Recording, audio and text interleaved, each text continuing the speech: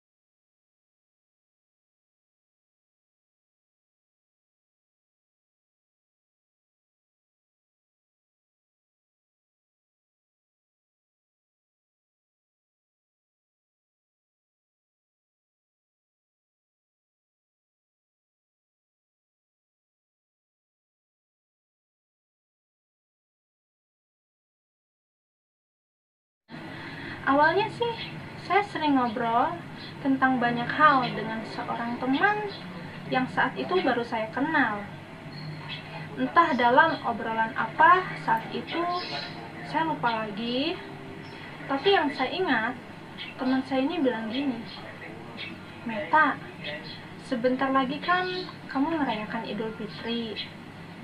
Kamu yakin gak dosa kamu bakal dihapus atau diampuni?"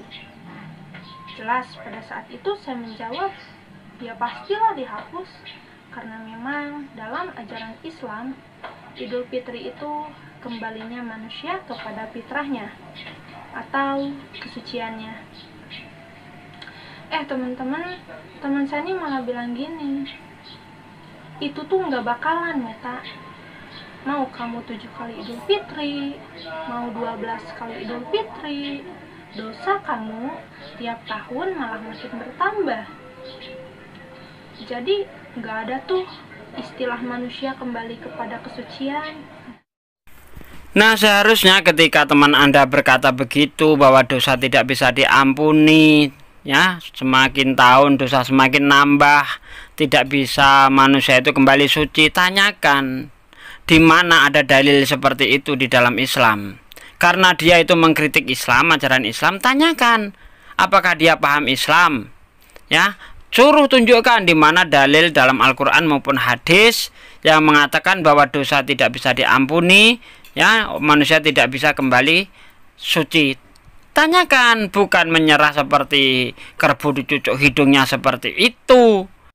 Nah, karena kamu bodoh, tidak ngerti agama, makanya kamu tidak bisa jawab ketika ada orang mengatakan bahwa dosa itu tidak bisa diampuni, manusia itu tidak bisa kembali suci. Nah, inilah menunjukkan kebodohan Anda. Padahal di dalam Al-Quran sangat jelas, di dalam surat An-Nisa ayat 48 itu dikatakan, sesungguhnya Allah tidak akan mengampuni dosa syirik, dan Dia mengampuni segala dosa yang selain syirik. Itu bagi siapa yang dikehendakinya. Barang siapa yang mempersekutukan Allah, berbuat syirik, maka sungguh ia telah berbuat dosa yang besar. Ya, jadi di dalam Islam itu mengenal adanya pengampunan dosa, tapi tidak mengenal adanya penebusan dosa. Karena ajaran tebus dosa itu ajaran penyembah berhala.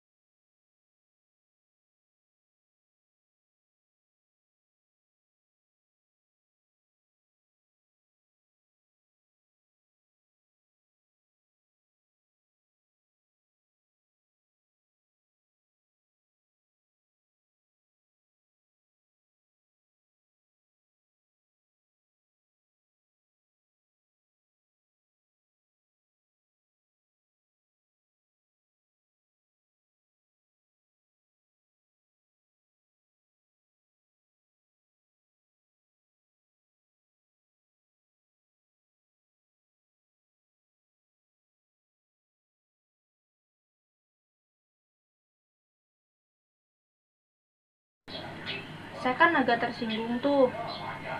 Saya balik tanya, emang kalau di Kristen itu gimana? Teman saya jawab gini, yang namanya manusia itu gak ada yang suci. Selama hidup di dunia itu gak ada. Dosa itu terlalu banyak, malah makin tambah banyak. Nah, itu kata teman saya. Jadi nggak ada satupun cara untuk menghapus dosa seseorang sampai menjadi suci, itu nggak ada.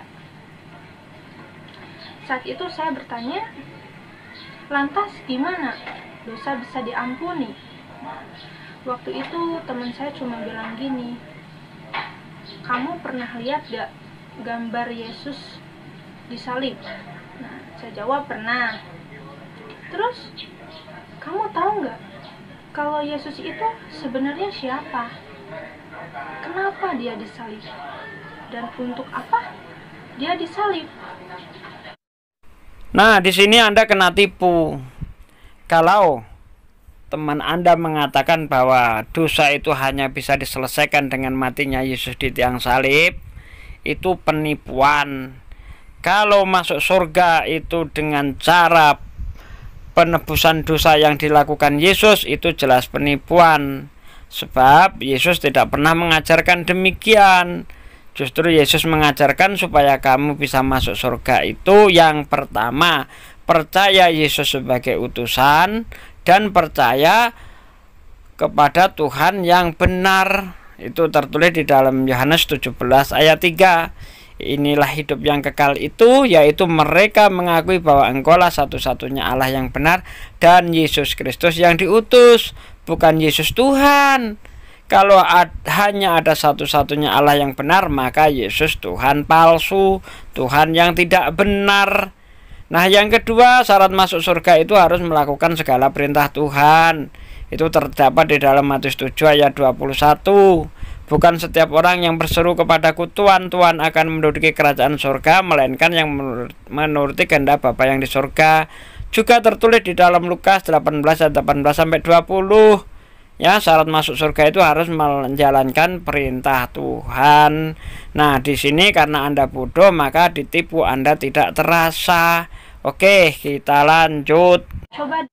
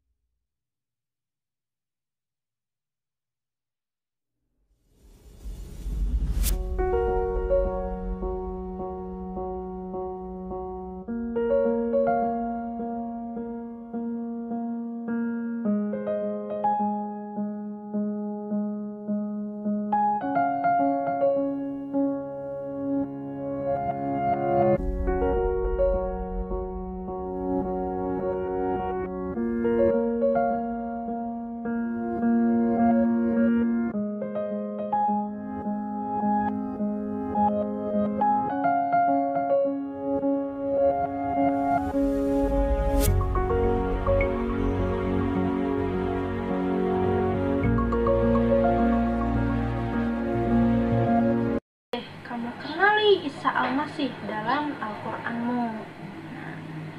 Jadi teman-teman, dari obrolan dan pertanyaan sederhana itulah yang akhirnya membuat saya berpikir keras dengan rasa penasaran juga, terutama pada saat teman saya menyuruh saya untuk mengenali Isa Al-Masih. Siapa sih Isa Al-Masih? Teman-teman, dari situlah saya mendalami Al-Quran secara pribadi. Kalau saya pikir agak aneh juga sih, kenapa bukan Injil ya? Kenapa malah Al-Quran yang saya pelajari? Waktu itu saya belum sadar bahwa sebenarnya saat itu Roh Kudus sedang bekerja di dalam diri saya.